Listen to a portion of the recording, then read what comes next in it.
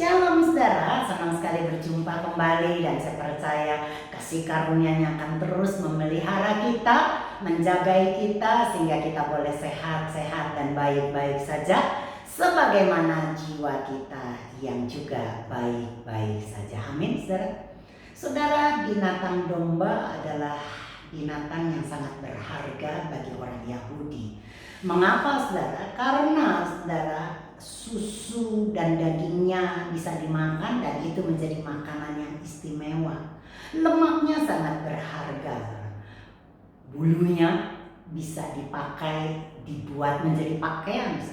Bahkan kulit domba juga dipakai untuk menjadi pakaian, saudara. Dan saudara, ya tanduknya, saudara, tanduk domba jantan biasanya dipakai, dibuat menjadi alat tiup. Atau mungkin yang Anda kenal dengan sofa atau sangkakala. Dan juga tanduk itu dijadikan saudara tabung untuk tabung minyak.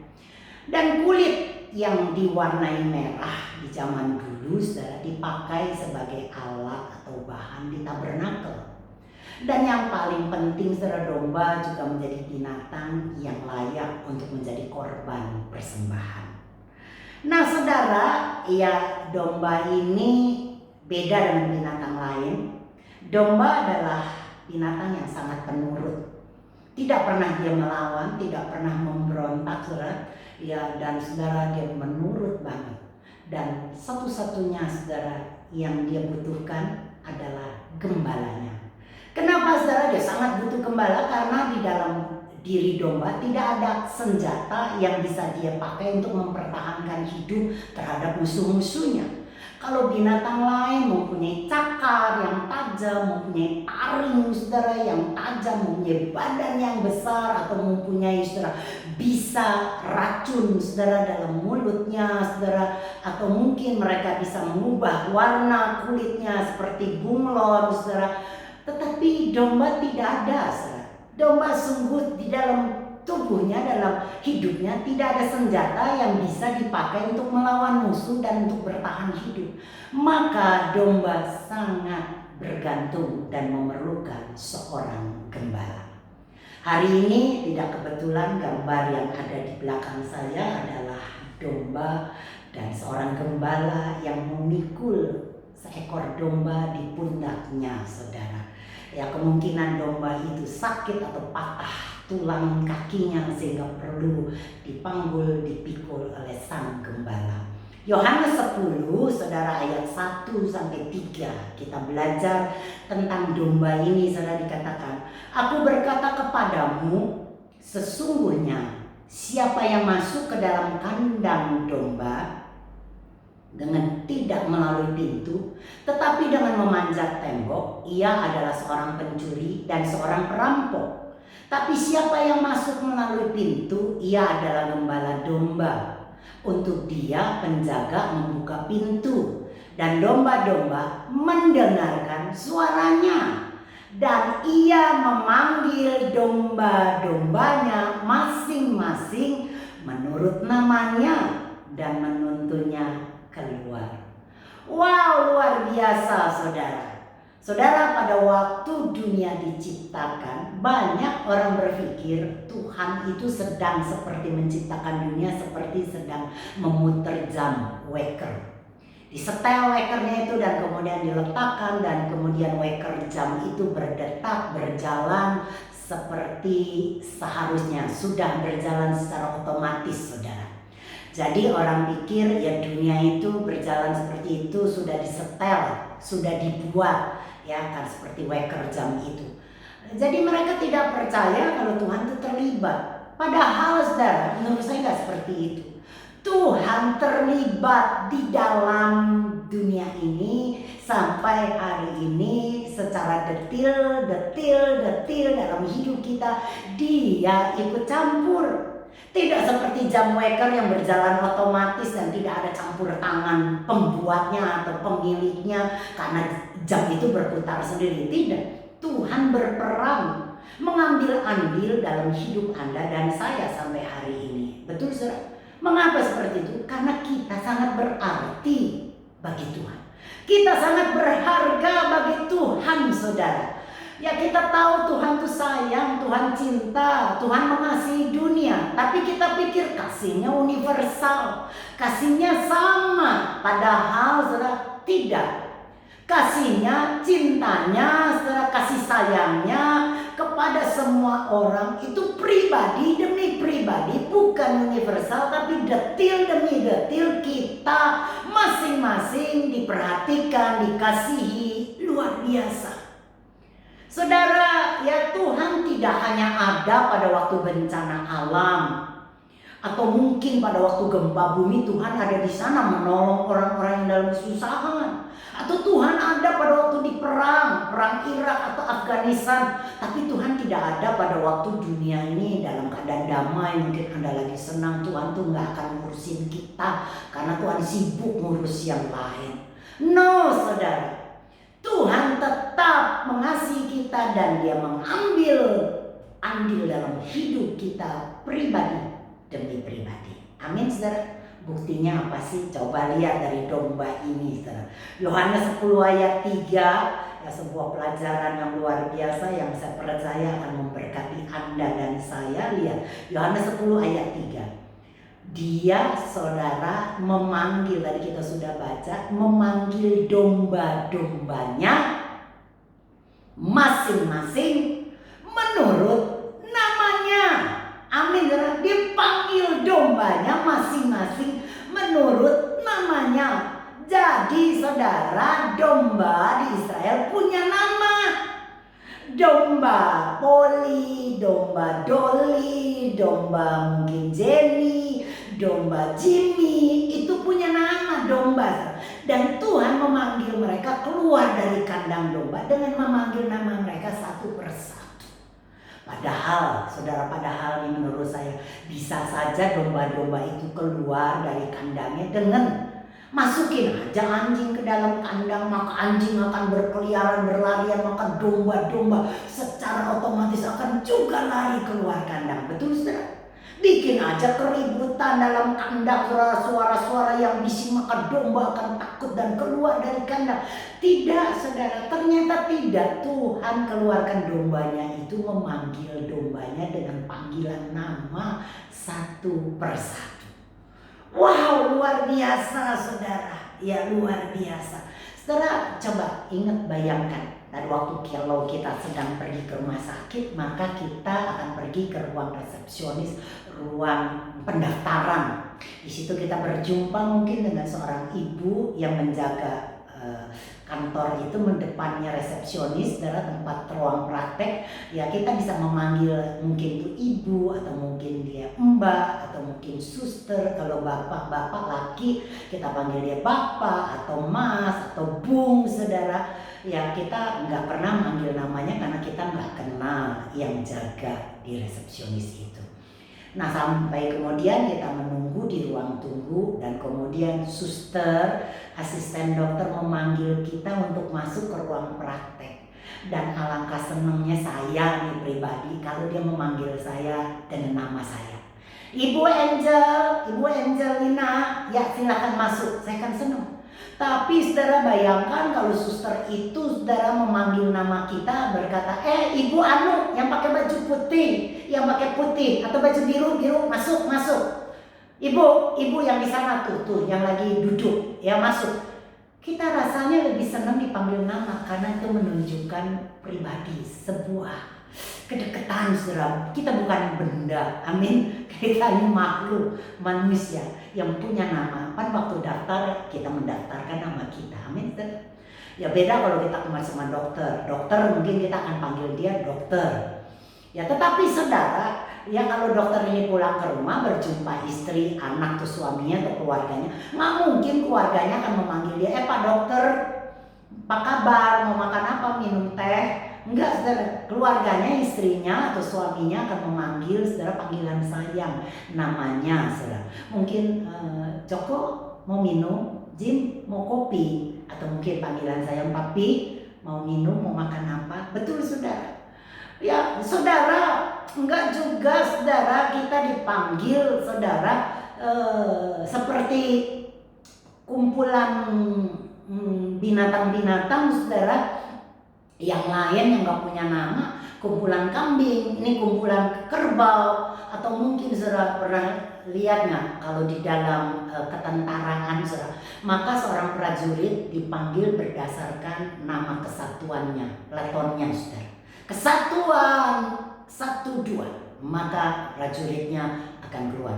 Jarang sekali dipanggil nama prajuritnya satu persatu saudara, kecuali beberapa nama saja yang dimana mungkin prajurit itu hero banget, pahlawan banget, punya kemampuan yang luar biasa, saudara, yang gagah mungkin dikenal. Ya, Sersan Joni, Letnan Joko, mungkin saudara. Ya, tapi biasanya dipanggil menurut nama kesatuannya. Begitu juga dengan petani saudara. Akan saudara yang memberi nama kebun tuh bagian-bagian dari nama-nama tanaman. Ini kebunnya kebun tomat, kebun saudara stroberi atau kangkung, betul saudara. Nggak ada kangkung diberi nama saudara masing-masing namanya, nggak ada, tapi disatukan saja kebun kangkung. Begitu juga saudara dengan bintang-bintang. Bintang-bintang oleh para astronomer saudara ya, astronomer nggak pernah memanggil bintang-bintang dengan namanya, tetapi saudara berdasarkan konstelasi. Misalnya konstelasi Aries, konstelasi Gemini, Sagittarius, saudara, betul saudara? Nggak pernah saudara dipanggil nama bintang satu persatu saudara. Kenapa nggak mampu dan nggak bisa saudara? Bintang-bintang yang ada sampai hari ini saudara itu sudah tak terbatas. Dan masih banyak bintang-bintang yang belum diketahui, yang belum kelihatan saudara. Masih begitu banyak belum ditemukan. Makanya jadi saudara nggak mungkin bisa mengingatnya dikelompokkan dalam konstelasi saja. Tetapi Tuhan saudara, wow, Tuhan memanggil bintang-bintang sesuai dengan namanya. Wah, luar biasa. Mazmur 147 ayat 4 berkata begini, Ia menentukan jumlah bintang-bintang dan menyebut nama bintang-bintang itu semua. Betapa luar biasa Bapamu dan Bapakku kan. Tuhan yang Anda sembah adalah Tuhan yang kuasanya luar biasa. Dialah Almighty God. Luar biasa, amin. Bintang yang begitu banyak yang tak terhingga. Dia sanggup ingat dan panggil nama bintang satu persatu. Apalagi Anda dan saya yang adalah anak-anaknya. Amin. Anak-anak yang dicintai, yang dikasihnya, pasti dia ingat saudara.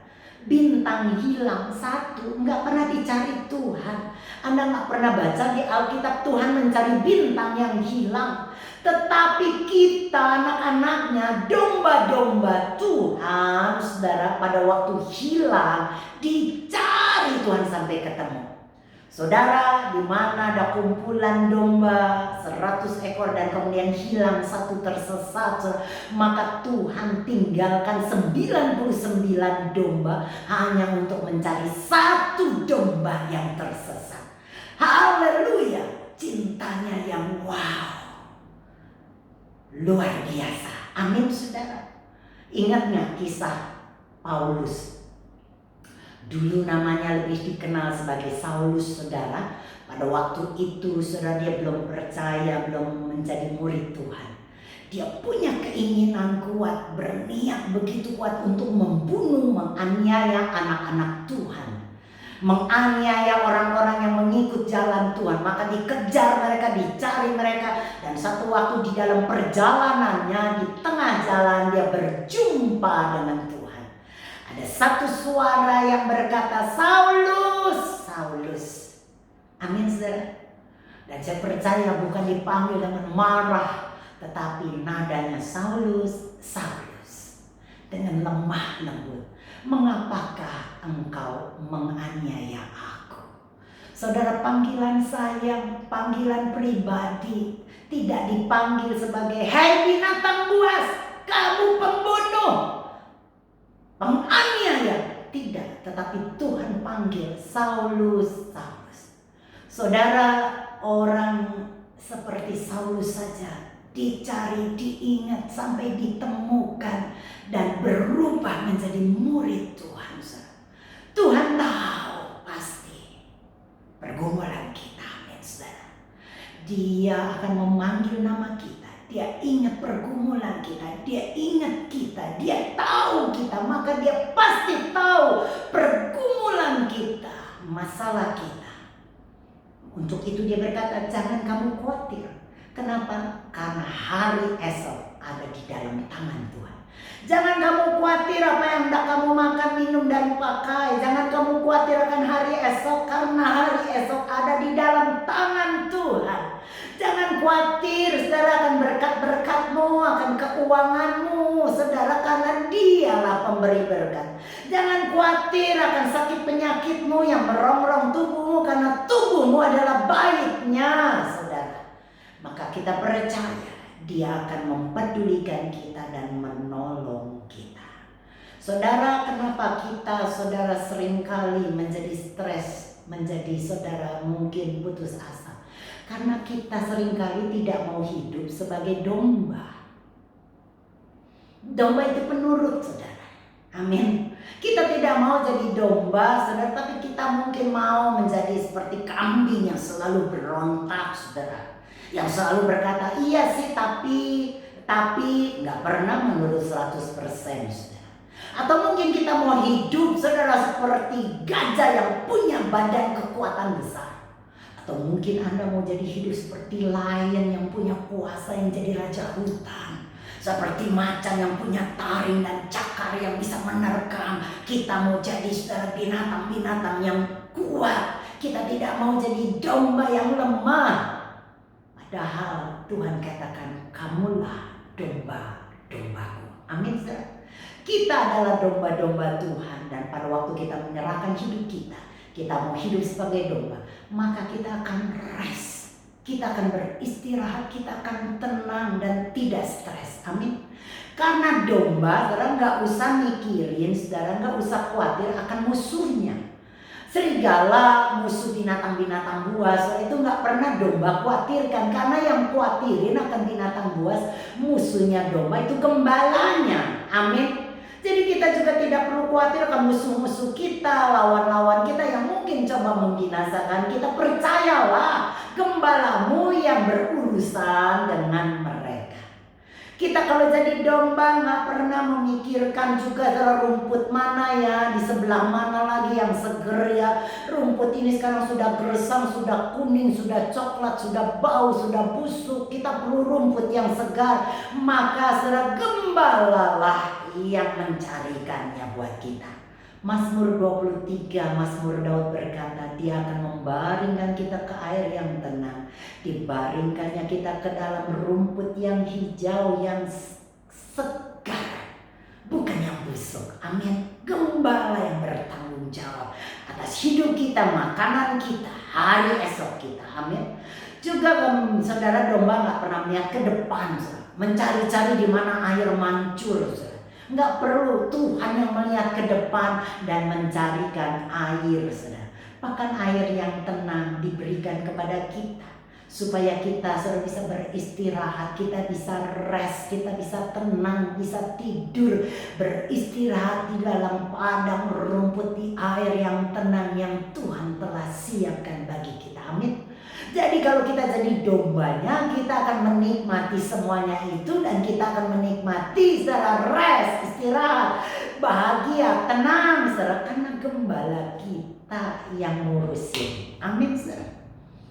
Saya percaya hari ini kalau Anda mendapatkan pewahyuan ini, saudara, Anda adalah domba. Kita tidak perlu lagi khawatir apapun yang terjadi atas hidup kita, serahkan kepada gembala kita.